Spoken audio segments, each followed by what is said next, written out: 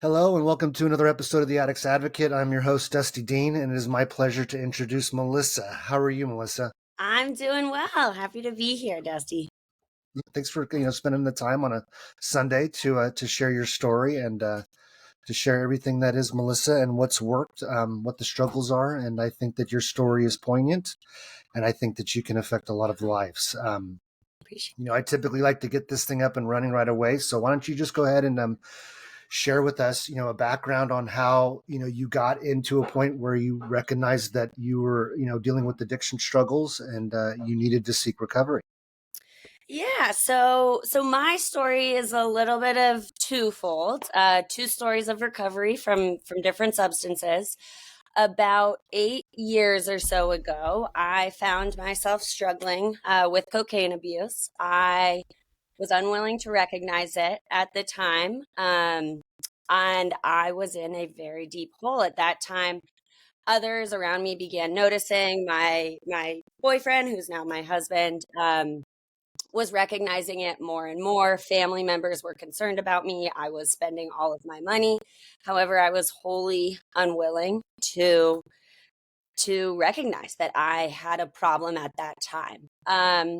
Ultimately, I did end up leaving my job wholly due to my cocaine abuse at the time. And I was forced by my family into recovery. And I will tell you that being forced into it is a different experience than going willingly. I was doing it for other people the entire time, really white knuckling it, was not willing to accept any kind of recovery community or going deep with the process. So it was a struggle during that time. I struggled to remain sober. I continued to use, continued to lie about it. But after probably about 6 months of going through the push and pull and going through programs, that I never successfully completed, I did kind of tailor off of my cocaine abuse. And I remember at that time through the program, they were saying, you can't, when you're sober, you should be sober. You can't use any other substances. And I said, well, that's ridiculous. I've never had an issue with alcohol. I'm going to continue drinking alcohol. I recognize that my issues with cocaine and not with alcohol. So fast forward 7 years later, I had been drinking through those 7 years. And in the last year or so, I started abusing alcohol the same way that I used to with cocaine. I was hiding it from my husband, who I live with. And I recognized that I had a problem, but was unwilling to get help because I was unwilling to give up alcohol, to give up my little secret and my secret power. Um, so I struggled through that for probably the past 8 months or so. And during this time, I also then brought cocaine back into the mix because I decided if I'm going down, I might as well bring it all back together. And having the cocaine back in the mix was really escalated the downward spiral for me with the lying, the hiding, the increase of, I struggle with anxiety and depression, with the increase in my mental health symptoms alongside of those things, the anxiety knowing that I did have a problem and unwilling to get help and when was this going to end. And it was a really bad cycle and dark time. And probably for the last 5 or 6 months prior to me receiving help, I knew that I needed help and I was just too scared to and unwilling to. And then it all really came to a head. I was continuously getting caught lying to my husband.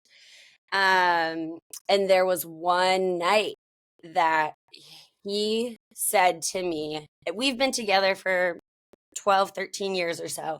And he said to me, if you don't have the courage to figure this out, I do have the courage to leave you.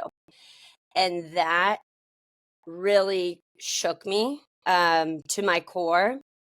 And I recognized that I was a person at that time that I do not believe myself to be, that I do not subscribe to.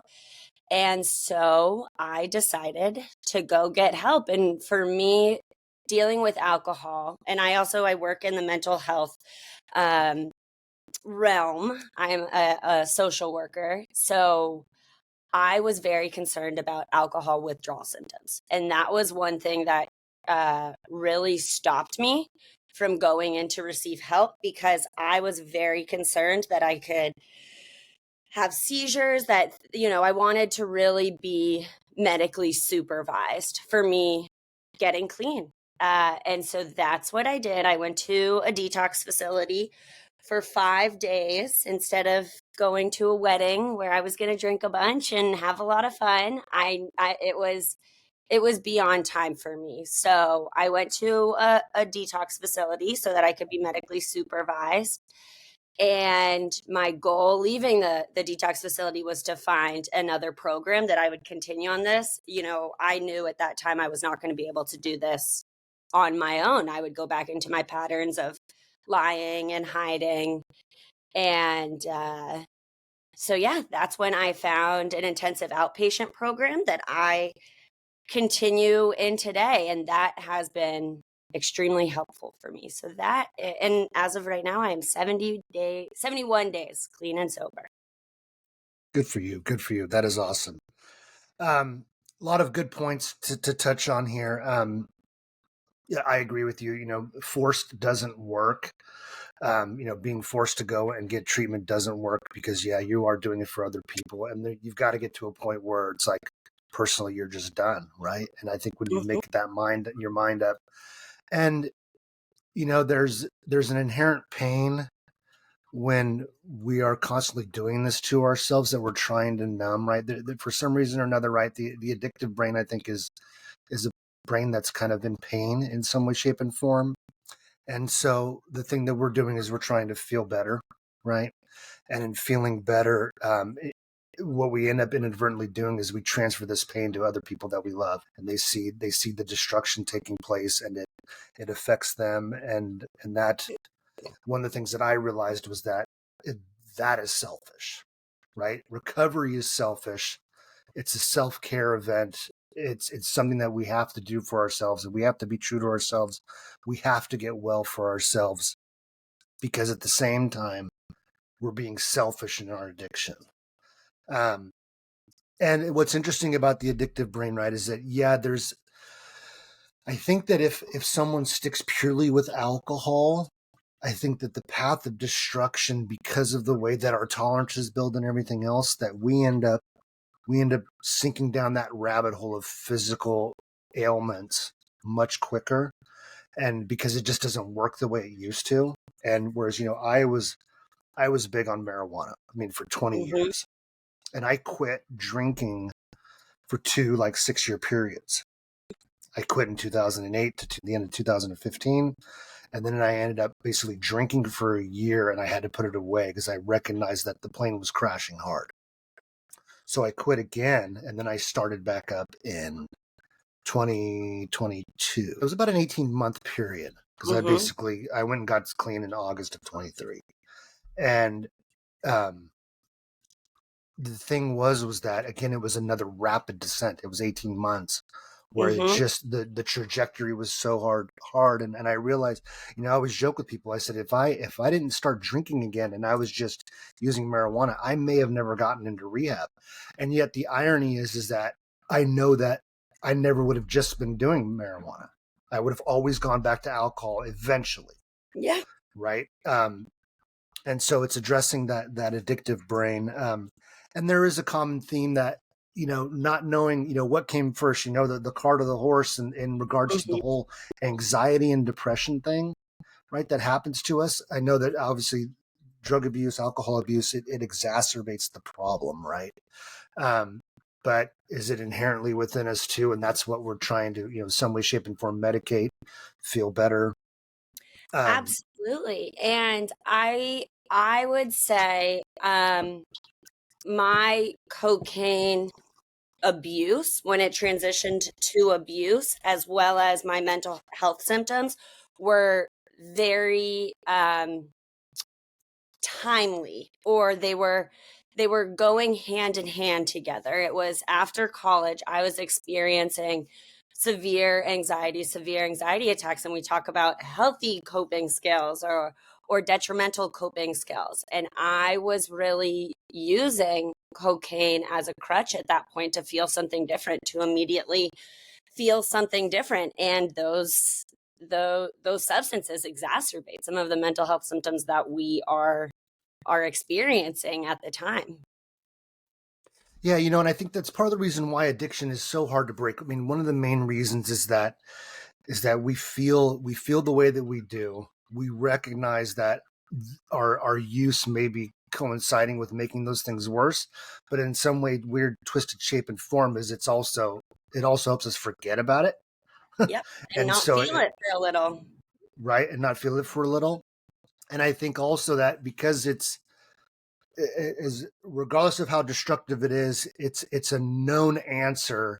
We know how to kind of, in a sense, as best as we can, modulate our use to get the effect that we want.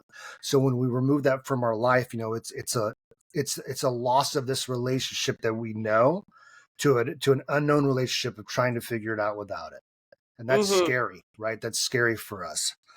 Um, I mean, we know that alcohol, really truly hijacks the brain. I mean, it really does. All substances do. There's well known that there's an addiction gene, and they say that to coincide with it, if somebody doesn't have a lung cancer gene in them, they could end up, smoking all their life, get emphysema, the whole COPD, get all these issues right with smoking, but they'll never get cancer. And the addiction gene, once it's activated, I mean, it doesn't matter. You're gonna go from one thing, stop it and say, well, I can manage this. And you just kind of talked about it. I can manage alcohol because I never had a problem with alcohol. And what happens? Well, guess what? You end up having a problem with alcohol. Yeah, and so I think that that's something that people need to realize, because you end up stop being rational, right? You go into that Absolutely. primitive brain, your brain's just trying to get its reward, and the logic just goes out the window. Um, with regards to your family, how has your family been now supporting you with all of this? With this, Yeah, with recovery, how's your yeah, husband been? my husband has been great. The why I hesitate there is I have not told my broader family Hmm. that I'm going through recovery this time around. Okay.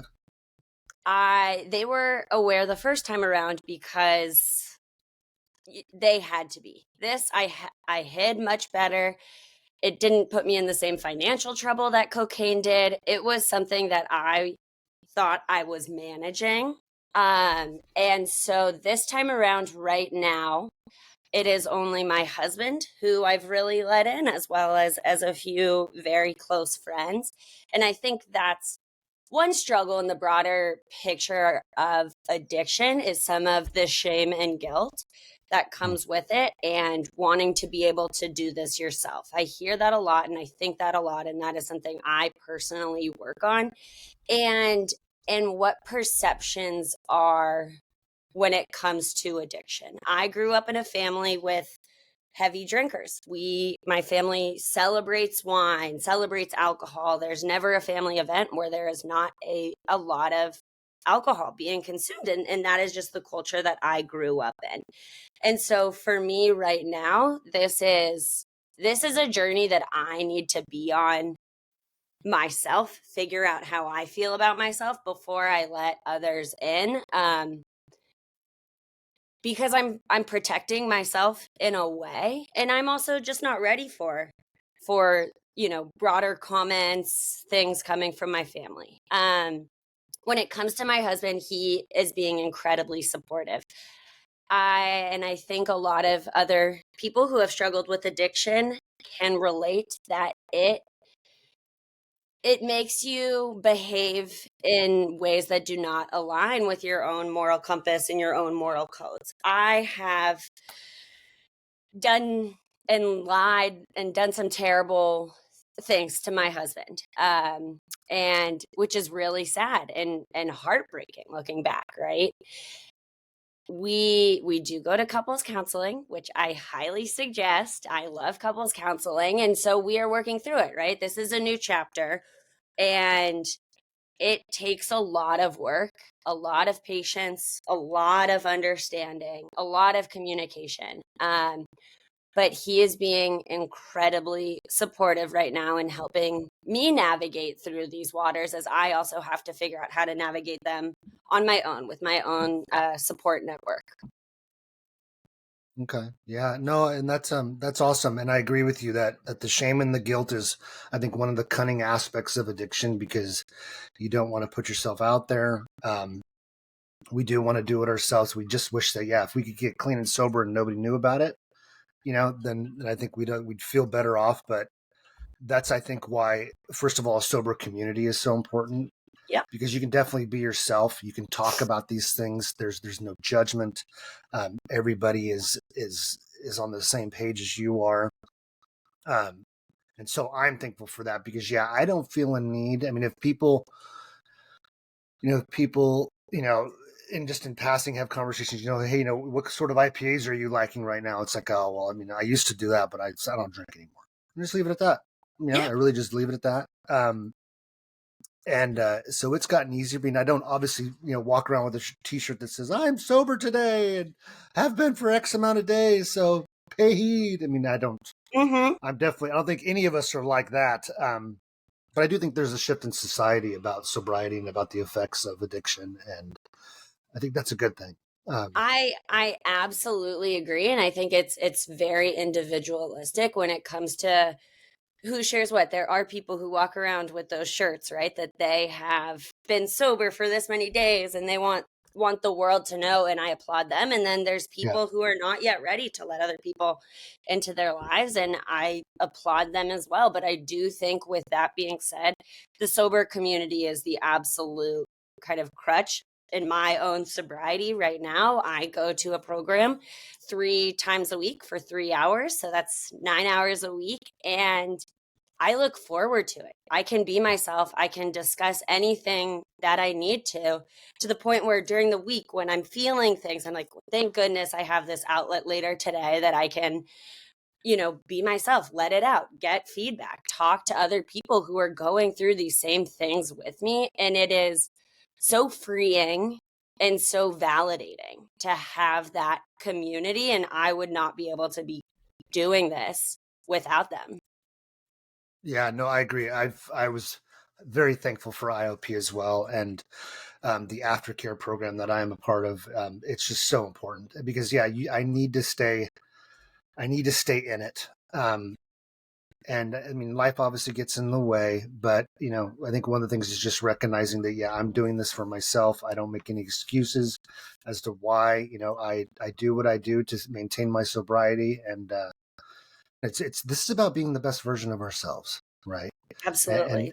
and abuse ends up, deteriorating our capability to do so. With obviously being so young, and I always hear a lot about alcohol withdrawal symptoms, and I recognize those as well in my own recovery. But as far as cocaine, I mean, I don't think that there was ever a marijuana withdrawal symptom for myself. Is there a cocaine withdrawal symptom that people get? Not physically, to my knowledge. I Okay. think you can become more irritable. A lot of the same, Right. kind of mental symptoms that you can get from withdrawing from a substance. Alcohol is by far and away the most dangerous substance to withdraw from on your own. And I work in a mental health facility with a lot of individuals with co-occurring substance use disorders, and so I've seen firsthand the seriousness of alcohol withdrawals. And it's interesting, everyone who I talk to who's struggled with substances, they it can range from all types of usages, right? My specific usage was, I was never a binge drinker. I was never trying to get blackout. It was just having a little bit, when I wanted it, and hiding it in secret. It was not to drink to excess. For me, it's always been this, having this secretive thing that I know that I have, that I can change how I'm feeling in the moment. And that's what I'm really on this journey for, is to see why I am seeking to change how I'm feeling. Even, and as we say, with alcohol, your usage has to continue to increase to feel the different benefits or detriments to both your mental and physical health. And so it's a journey, and I think the journey that you go on in recovery bleeds into other aspects of your life, which is a great thing, right? As you said, we are on a journey to better ourselves and to be the best version of yourself. And so you can't then just look at addiction in a vacuum. It's where else can I be a better version of myself in my life? How can I show up for people better? How can I do X, Y, and Z as a better version of myself? And so I think it's a really motivating and uplifting period of your time when you really get to take a step back and see all of these different things that you can now do since you're sober. Well said. Well said. And I totally agree with you.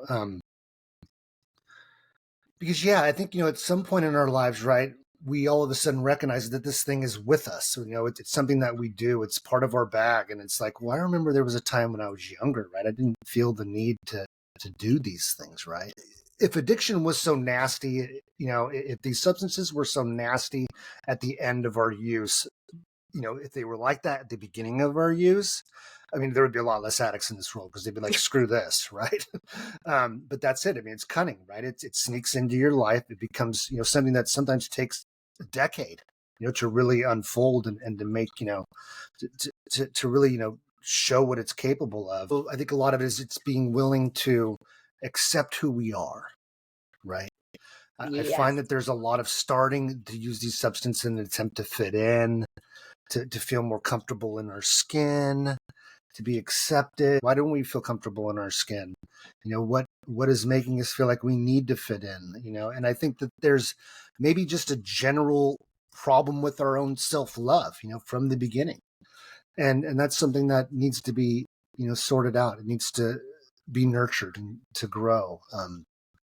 Yeah, and I think as addicts, we've had this crutch for so long in our lives to be able to change how we think and feel about ourselves in certain moments. And so there's a rawness and a vulnerability, really, Right. to stripping yourself of that and really having Right. to look inward. Um, so it is a process, and it takes a lot of self work. But gosh, is it worth it? Yeah, no, I agree. And it is, it's, there is a vulnerability, there is a rawness, but I think that we uncover truly who we are at that point. And again, it's about nurturing ourselves. It's about loving who we are and all of its flaws and its attributes, and recognizing that nobody in this world is perfect. With being a little over 70 days now in your sobriety, are there things that you find that are like kind of metaphorically smacking you in the face as far as triggers, struggles that you're like, oh, I wasn't expecting this to really give me grief? Is there anything like that going on in your life?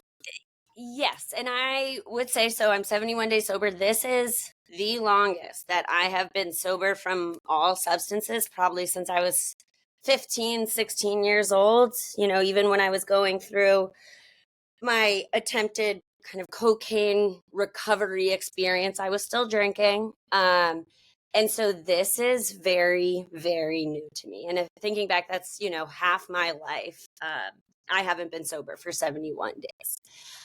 I think looking towards the future for me is a huge trigger. Hmm. Uh, I'm sure a lot of our audience has heard, a lot of people in recovery have heard, it's one day at a time, one day at a time. I've always heard that. I never fully knew what it meant, if I'm going to be totally honest. Like, yeah, it's one day at a time. I just have to get through this day. Like, I didn't get it.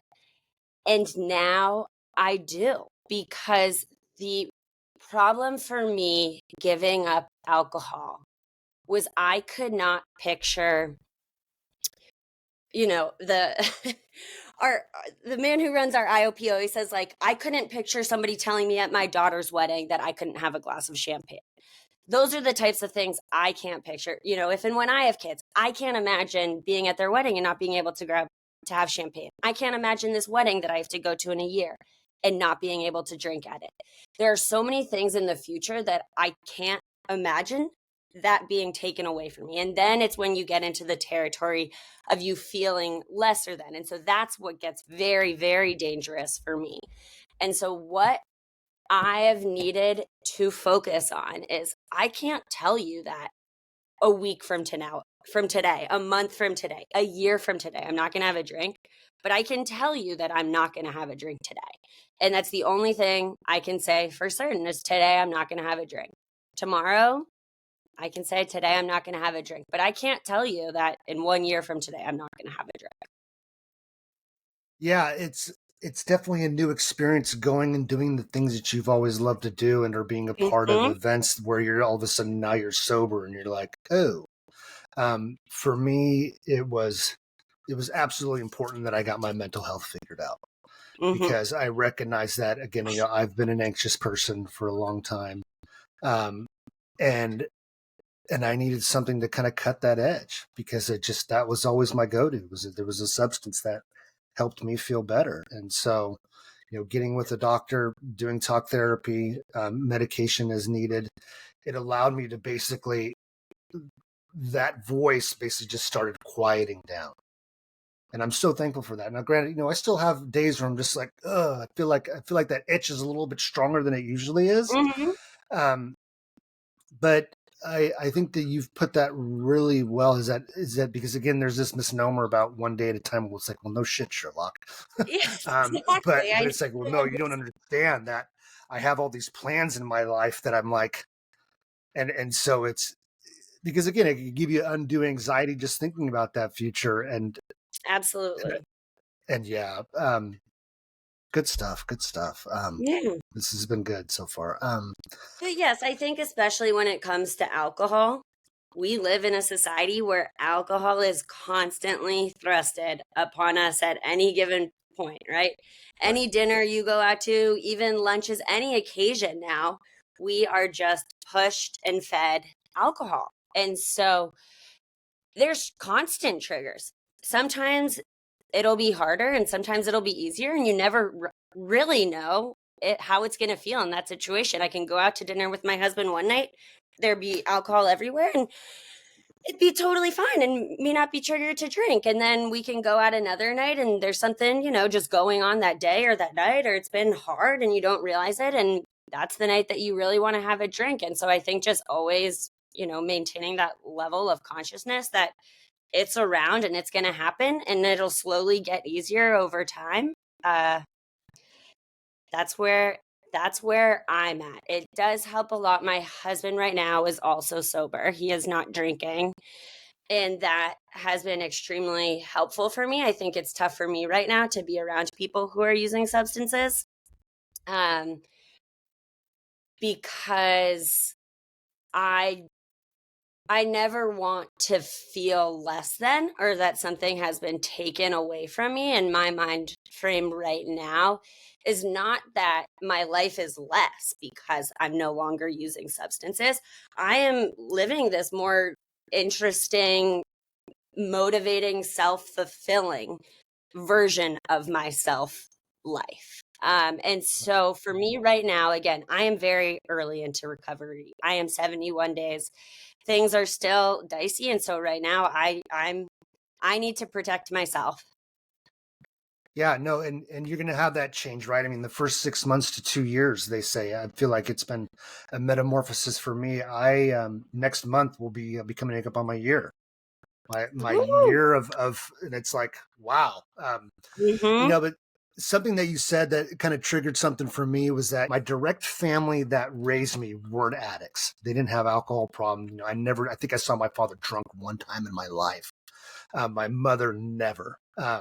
Not to say that my mom's parents had an issue, not to say that my biological father, whom I really wasn't involved with until later on in life, but the 18 to 25. I mean, it was I mean, you drank to freaking feel something.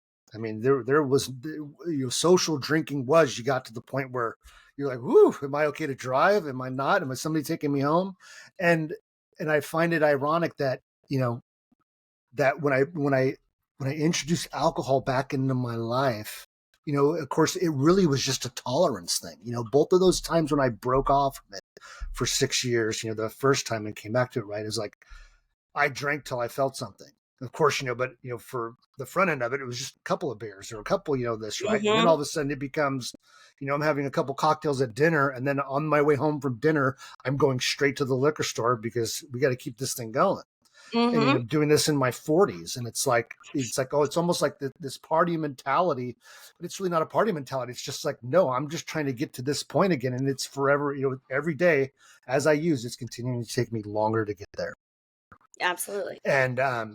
And so yeah, it's just, and whereas once it was celebrated, in your 20s and whatever, and you're having a good time in its social environment, because there was many times where I was drunk and I was around my parents. I think also with society's knowledge of addiction, with more and more discussions about it, that in the 80s, right, in the 80s and early 90s, I mean, it wasn't talked about like this. And or there wasn't a true understanding unless there was a recovering addict in your life, in your circle.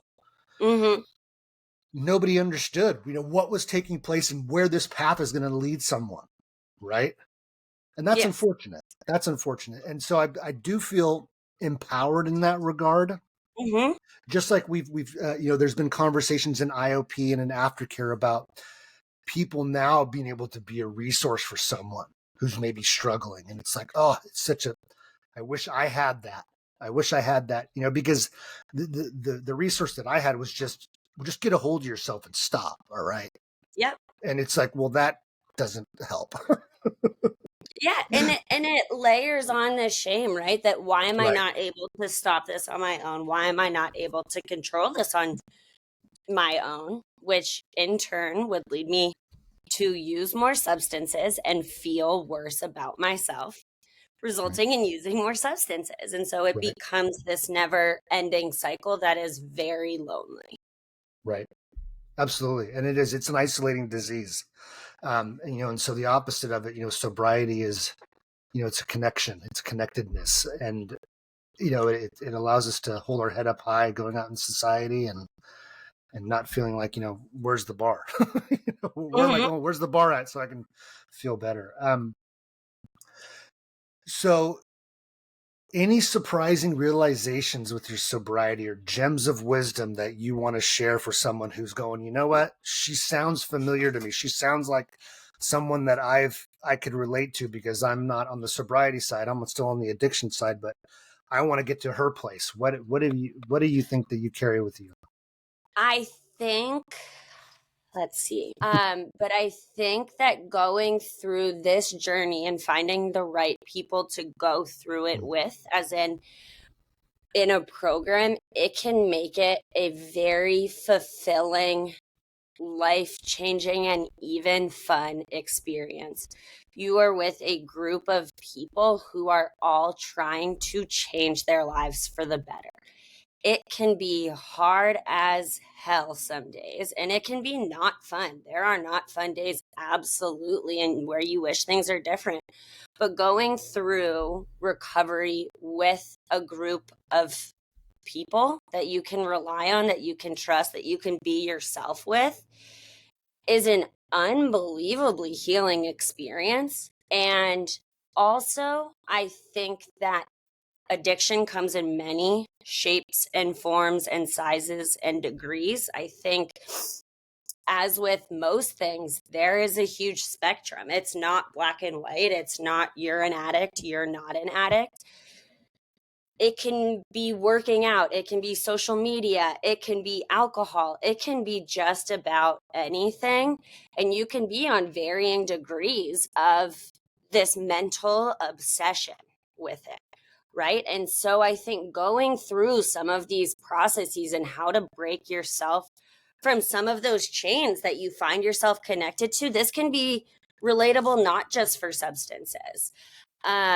Going through that process and inventory of yourself and recognizing why you are constrained to some of these things and what you are trying to free yourself from, I think is a moving emotional experience that takes time and courage, but is worth it. That was so well said, because there's so many ways in which we find an imbalance in our life, and again, unfortunately, I think white knuckling it leads us to, from one imbalance to another, right? We become workaholics. Hmm. We uber devote all of our time to our children and become, super dads, super moms, and we've lost the point of it. It's the we become obsessive, right? And I think that that's unfortunately part of the addictive personality, the addictive brain, is that it wants to find meaning in things, or it wants to just get lost in itself. Feel and again, I think they're all just ways of feeling better. Um, but yes, inventorying yourself, I think, is huge. And there's a lot of ways in which somebody can do that. Um, Thank you for that. That was good. That was really good. Of course. And I also would say I think there's a lot of different ways to recovery. Um, I go back and forth when it comes to AA. First, going into this with cocaine, it was, you have to go to AA multiple times a week, every week, or NA, and that was it. And if you follow their guidelines and rules, you will be successful. There are hundreds of thousands of people where that has been the case, and there are also a lot of people where that hasn't been the case. I think developing your own recovery, finding a program that works for you. Right now, I continue to go to AA in addition to an intensive outpatient program that I belong to. And so I think there's no one right way to do things. If you don't like one way of recovery isn't working for you, switch it up, talk to people who have been through this, get new ideas, and just continue trying. Because there's not one right way to do this. I totally agree. I was big on AA and NA, and I'm a faithful man. So a lot of the things that are in the 12 steps about, with God and everything, they had already resonated with me. But I had found that, that a lot of my recovery has truly been centered around my mental health aspect. And Mm-hmm. once I got my mental health figured out, it's kind of washed away the magnitude of everything else that was kind of binding me towards my addictions. Mm-hmm. And obviously maintaining a community is so important, and finding your right community is so important. And I feel like I've found mine, and I'm so thankful for that. If you were to come across somebody in the street and they came up to you, maybe they heard your podcast and they said, hey, I think I have a problem. I'm scared. And you got 30 seconds to say something to them. What do you say? Oh, I would say it's okay to be scared. It's a scary process. You are not alone in this. Um, and I think that's the most important thing to start out with. It's scary. It can suck. You aren't alone, and there are people here to help you get through this. Awesome. Melissa, And you will go be ahead. better for it. And you will be better for it. Yeah. Yeah, no, absolutely. There are people that understand you. There are people that get it. There are people that are going to be non-judgmental with you. Absolutely. And they love, they're gonna spread the love to you. Will know that it is something that, unless you've been on that side of the coin, people don't understand. Unfortunately, there are people that understand, that have been successful in recovery, but still know what that feels like. And so, keep hope alive. Keep pushing to be better, and sometimes the decision, the contemplation that maybe I need recovery, and the time in which you actually start, maybe a time span. There's these levels of change, and I personally knew that, when I truly sit there and I went, hey, I really need help. I mean, it was still a whole month, and that month was filled Hmm. with just disasters. that whole month before I was like, I'm done. I'm walking into a rehab 30-day detox now. And I felt like I was definitely at a rock bottom. I mean, I felt like I was a shell of a man. Um, Yeah. but it was a place that I needed to get to. And I mean, we never want to see people get to a horrific rock bottom that, it has lifelong consequences. And so, and that's part of the goal of this, is just to make sure that people, hey, it's okay to feel like, you know what, you're drinking too much on the weekend. You're fine during the week, but you're drinking too much on the weekend, but you're still trying to figure out why that is. Why do I feel Hmm. the need to drink so much just on the weekend? Let alone having a daily habit with something where you're getting blackout or whatever. But, it's okay to sit there and go, that doesn't seem right.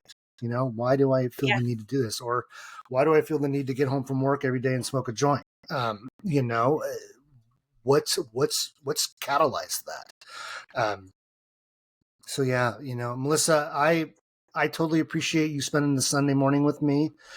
This has been absolutely great. Okay, and I may have you on in the future just to do a follow up and check up on you Yeah. and see how things are going, and keep spreading the gospel of recovery. So Absolutely. Well, thank you very much for having me, Dusty. This was a great opportunity.